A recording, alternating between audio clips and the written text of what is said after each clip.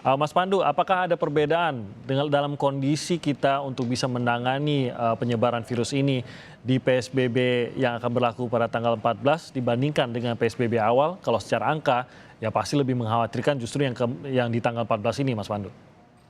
Ya, jadi sebenarnya PSBB kedua ini yang akan dilakukan itu berbeda. Perbedaannya apa? Semua pihak sudah siap. Oke. Terutama adalah bahwa orang nyangka bahwa PSBB itu satu-satunya solusi untuk mengatasi pandemi. Tapi sebenarnya Pemda DKI sudah menyiapkan, sudah kuat sekali dalam pelaksanaan surveillance-nya. Jadi surveillance untuk melakukan testing, pelacakan kasus, dan isolasi, ini akan terus ditingkatkan. Jadi PSBB-nya akan jauh lebih efektif dan lebih cepat. Kedua juga promosi untuk melakukan 3M ini benar-benar harus diterapkan dengan ketat. Sehingga tadi kemungkinan-kemungkinan mungkin ada peraturan-peraturan yang harus diperbaiki untuk meningkatkan kewaspadaan menggunakan 3M ini supaya benar-benar bisa diterapkan. Jadi juga nanti akan menjadi ada ukuran-ukuran objektif yang dipakai kapan kita mulai melonggarkan lagi. Jadi pelonggaran yang terlalu cepat dan didorong oleh pemulihan ekonomi yang di luar keputusan untuk mengatasi pandemi, itu sangat merugikan pertumbuhan ekonomi. Sebenarnya ini tidak perlu terjadi. Kalau kita bisa bersabar untuk melakukan pemulihan pelonggaran pada waktu itu. Tapi kan dorongan untuk melakukan pelonggaran itu luar biasa. Dan seringkali itu sangat di luar kekuasaan yang sudah diatur. Jadi dorongannya itu terutama pemerintah pusat menurut saya. Jadi pemerintah pusat itu sangat mendorong pertumbuhan ekonomi ini harus cepat pulih. Padahal kita harus seiring sejalan. Jadi kalau seiring sejalan jangan lari cepat, yang satu masih berjalan. Ini menurut saya akhirnya terjadi PSBB. Kalau nantinya pada saat kita mungkin tentunya suatu hari ini akan ada pelonggaran lagi atau bahkan sampai tidak perlu lagi PSBB. Apakah kita perlu juga indikator yang lebih ketat seperti tidak ada penambahan kasus baru di Jakarta, barulah kita akan mulai melonggarkan PSBB ini. Tidak seperti kemarin.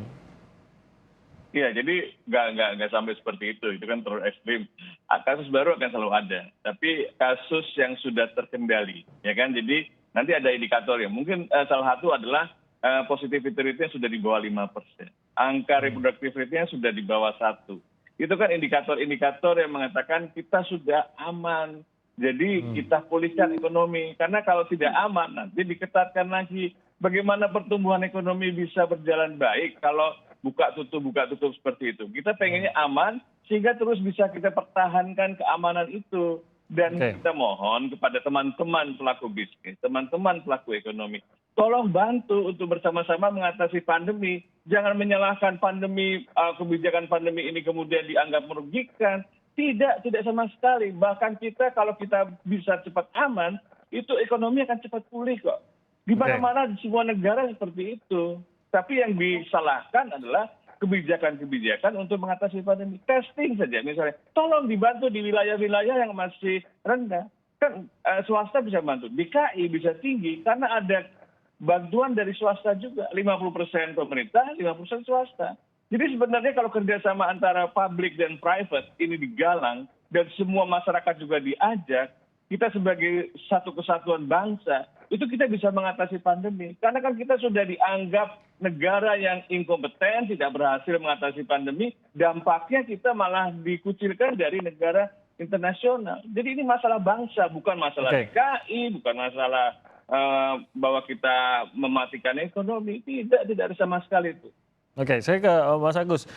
Ini pada saat PSBB diumumkan akan mulai diterapkan kembali di Jakarta, sudah mulai banyak juga yang pihak terutama dari bisnis begitu ya, yang mulai seperti meminta keringanan untuk industri kami jangan deh karena sudah berat kemarin kita baru saja mulai membaik kondisi ekonominya ternyata harus ditutup lagi begitu. Nah kalau dari Anda sendiri agar efektif seperti kata Mas Pandu tadi ya ini harus benar-benar efektif, kali ini kita harus benar-benar lebih ketat. Apakah justru untuk pertimbangan lain kita sebaiknya mengizinkan sejumlah bidang atau industri tetap beroperasi di luar yang biasanya yang sebelumnya, atau justru lebih ketat lagi jumlah industri yang diperbolehkan justru dipersempit lagi yang mana yang boleh? Ya gini, saya 100% setuju dengan Mas Pandu soal alasan-alasan tadi. Sekali lagi saya katakan ini adalah pandemi. Jadi evidence, scientific evidence-nya harus jelas. Karena kalau tidak kita tidak bisa merubah polisinya. Nah sekali lagi ini saya menyesalnya karena saya sudah sampaikan di bulan Maret. Mungkin Anda ingat bagaimana saya bertahan keras untuk lockdown itu karena ini. Nah sekarang ini saya bilang juga waktu itu sudah terlambat dan panjang dan akan mahal dan ini kejadian. Nah sekali lagi saya juga mohon pada sektor industri, mari sama-sama. Karena ini tidak bisa hanya pemerintah sendiri. Kita masyarakat juga mari taatlah ini kepada peraturan-peraturan kesehatan, lakukan itu. Jangan bilang sekali lagi bahwa meskipun betul bahwa nyawa itu punya Tuhan, betul. Tetapi janganlah lakukan itu lagi karena kita ini mau menghilangkan atau menurunkan kasus pandemi ini. Ya, dan untuk pengambil kebijakan di pusat, tolong sinkronkan segera karena itu membingungkan masyarakat dan pelaksanaan di lapangan. Apakah kita mau ada SIKM lagi? Apakah seperti itu? Jadi Jabodetabek ini harus kompak dulu ini. Karena kalau tidak perputaran itu. Kemudian angkutan umum menurut saya harus dikurangnya di stop dulu. Karena perpindahan itu banyak sekali dari situ. Nah untuk aksesnya di hulu di industrinya harus berhenti. Sudahlah yang esensial juga dibatasi dan diawasi betul oleh Pemprov. Di semua, kalau Jabodetabek semua Jabodetabek diawasi. Karena kalau tidak ketat hari ini, kita akan kembali dan it's getting worse. Percaya sama saya, karena itu pengalaman di seluruh dunia seperti itu. Jadi tolong ini yang terakhir kita semua bersusah-susah dulu, semua tidak melakukan kegiatan yang aneh-aneh dan semua ada di rumah dan kita tunggu tetapkan 2 minggu kayak 3 minggu, kemudian kita lihat penurunannya. Nanti Mas Pandu bisa terus menyampaikan pada publik dampak epidemiologi berapa persen turun. Nah itu lalu mendorong, ini turunkan, siapkan gitu. Oke, tadi Mas Agus Anda menyebut Jabodetabek, sementara untuk daerah di sekitar Jakarta ini kan belum bersikap yang sama nih, Bogor, Tangerang, harus sama. Banten itu. Nah, kan izinnya kan sudah keluar PSBB, kan tinggal dilakukan segera, tidak dilonggarkan lagi. Anda lihat juga pengetesannya harus per 100 juta penduduk itu diikuti prosedur WHO. Karena kalau enggak masa kayak Banten hanya 22, 37, itu kan nggak mungkin. Sementara di DKI 2.000 sekian. Kalau tidak ikut menerapkan, apakah tidak akan efektif apapun yang diterapkan di PSBB DKI Jakarta menurut Anda? Bagaimana? Kalau tidak ikut menerapkan di daerah-daerah tersebut, apakah lantas akan menjadi tidak efektif apa yang dilakukan oleh Jakarta? Karena kan orang Jabodetabek ini kan aglomerasi, dia kan berpindah-pindah pekerja karena dia bekerja, makanya jangan yang bekerjanya apapun itu di stop gitu ya. Karena kita sama-sama yuk, kita mau susah berkepanjangan, apa susah dalam waktu tertentu, nanti setelah itu direview lagi, baru ada kendorkan sedikit. Jangan pakai kecuali. Karena kecuali itu bisa dikorupsi di mana-mana di ujungnya dengan surat-surat dan sebagainya. Karena sekali lagi peraturan pemerintah pusatnya itu ambigu. Kan di SE Menteri Perindustrian itu meskipun namanya SE harusnya tidak diikuti tidak apa-apa, itu industri esensial, nanti dapat izin boleh Nah itu menyulitkan Pemprov untuk menindak perusahaan-perusahaan yang ada di DKI maupun nanti Jabodetabek untuk tidak beroperasi. Karena ketika dia beroperasi, pegawainya pasti harus masuk. Karena kalau tidak dia dipecat. Dan harus masuk, harus naik angkutan umum kebanyakan. Nah itu selesai di situ. Jadi buat Anda memang tetap kembali ke konsep bukan PSBB lagi bahkan tapi benar-benar sama sekali total terbatas. Dari awal kan saya mazhabnya itu ya, tapi kan pemerintah pilih PSBB sudah saya ikut aja sebagai warga negara yang baik. Oke, Mbak Eni, kalau tadi Anda mengatakan bahwa pelaku bisnis sudah lebih siap, tapi kan kondisi keuangan di bisnis tersebut, pertumbuhan bisnis tersebut tidak sama. Sebelum menjelang ke Maret, mungkin banyak bisnis yang sedang dalam kondisi keuangan cash flow yang baik, dalam kondisi positif begitu. Tapi begitu mengena Maret, mereka punya tabungan. Nah ini kan pada saat masuk ke PSBB, mereka dalam kondisi sudah 6 bulan ini menggunakan tabungan mereka. Cash flow mereka sudah tertekan, bahkan hanya baru memiliki cash flow dalam sekitar 1-2 bulan terakhir saja bahkan begitu. Kan tidak sama jadinya Mbak Eni, tentu lebih berat walaupun secara akal mungkin lebih punya akal, tapi di sisi lain secara modal justru lebih lemah. Ya, kalau persoalannya di permodalan, ini kan tinggal bagaimana mengefektifkan berbagai macam program-program yang telah disiapkan dalam PEN, ya, Program Pemulihan Ekonomi Nasional. Jadi kalau di PSBB awal kemarin tentu program-program PEN ini kan baru didesain. Nah mungkin eksekusi dan juga realisasinya masih cukup terbatas. Nah, mestinya sekarang sudah tidak ada alasan lagi keterbatasan itu karena regulasinya juga terus disempurnakan. Itu perubahan dari PMK, perubahan dari regulasi yang terkait dengan PEN itu mungkin sudah lebih dari 10 kali masih. Artinya sekarang kalau itu masih dipersoalkan ketidakefektifannya dan masih mengalami persoalan itu ya berarti memang tidak ada keseriusan dalam mengimplementasikan program-program pemulihan ekonomi nasional. Nah itu yang pertama. Nah yang kedua kesiapan tadi minimal ya kesiapan mereka kan sudah mulai punya alternatif. Jadi shiftingnya itu apa ketika misalnya menghadapi kondisi pandemi ini. Nah dari pelaku usaha ini tentunya sebenarnya sudah punya berbagai macam alternatif. Nah persoalannya lagi ini kan tadi yang dibilang harus kompak. Artinya kompak itu adalah bagaimana ketika pandemi ini juga tidak terlalu banyak gitu kan aturan-aturan yang sebenarnya tidak terkait dengan protokol COVID. Nah ini yang sering sekali di level teknis di operasional ini pada nebeng juga gitu kan. Nah itu yang juga semakin menekan dunia usaha. Jadi sebenarnya intinya 3 saja kok dari diskusi tadi Mas Timothy. Intinya pertama jangan bandel. Termasuk bandel, pemerintah juga jangan bandel gitu kan. Ini pemerintah kemarin sudah diingatkan belum waktunya bandel gitu kan. Nah pengusaha juga demikian. Masyarakat juga demikian gitu kan. Nah yang kedua kompak dan ketiga sabar. Jadi kalau kita benar-benar mampu melakukan 3 hal itu saja, sebenarnya semakin cepat kita menyelesaikan persoalan pandemi ini, maka kita semakin cepat juga menyelesaikan persoalan ekonomi. Dan ini bukan katanya gitu, tapi best practice di semua negara. Ini kuncinya begitu ya. Kalau dari sisi yang terberat itu gini Mas Timothy.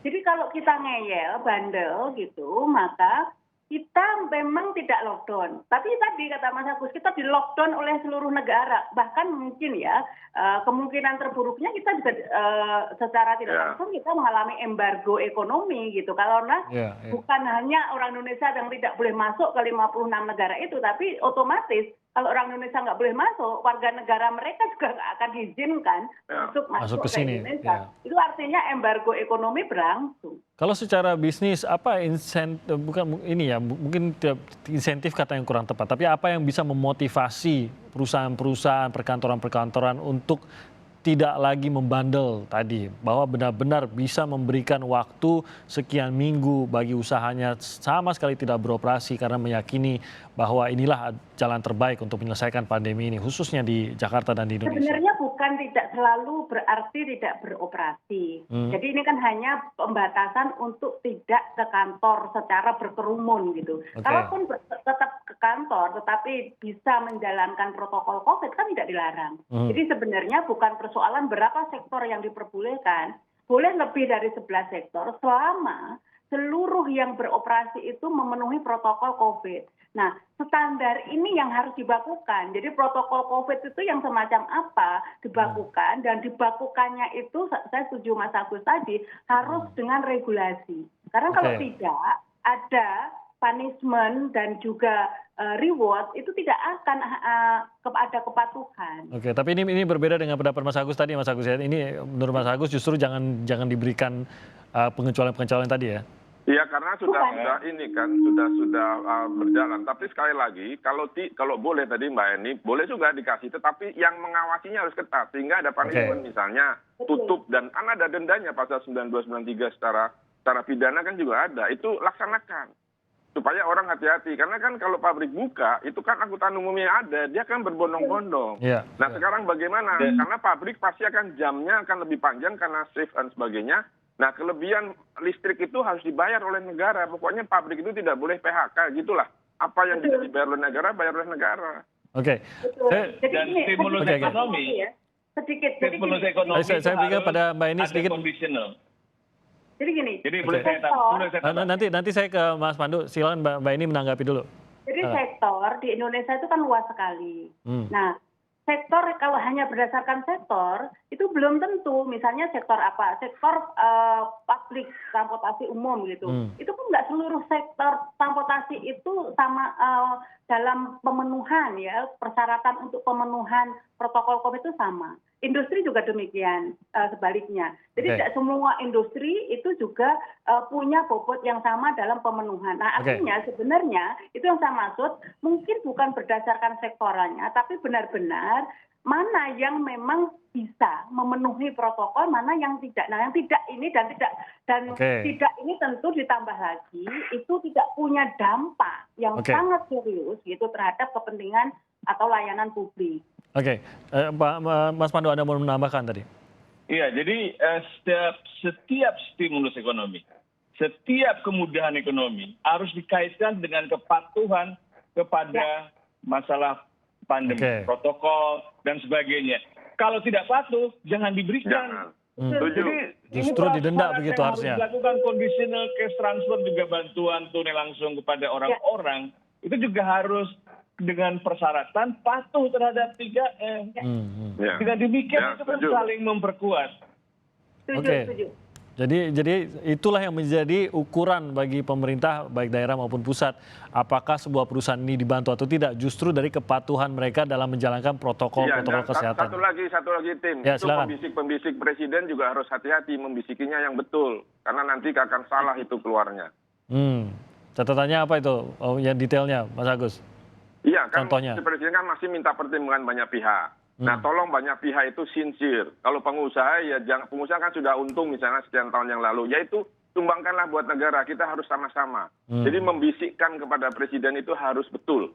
Karena kalau tidak, kasihan beliau bingung ini yang mana gitu ya. Mari presiden sudah paham bahwa sekarang kita bereskan faktor kesehatannya. Sudah betul, segera. Nah, semua dalam 2 minggu, kan ini Pak Gubernur belum menyampaikan dalam berapa hari nih PSBB. Lakukan itu, kemudian pastikan dan semua ketat. Tidak ada lagi pembisik-pembisik pribadi, pembisik-pembisik apa yang mempengaruhi keputusan dari Presiden Republik Indonesia. Jangan disisipi kepentingan pribadi atau kelompok, pastinya itu yang kita tidak inginkan. Mas Agus Mambagio, terima kasih banyak atas waktunya. Mas Pandu Riono juga terima kasih. Mbak Eni Stiarati, terima kasih banyak atas waktunya. Selamat menjalankan batasan-batasan yang berlangsung di Jakarta maupun daerah-daerah lainnya. Semoga kita semakin sehat, semoga pandemi ini segera berakhir. Terima kasih.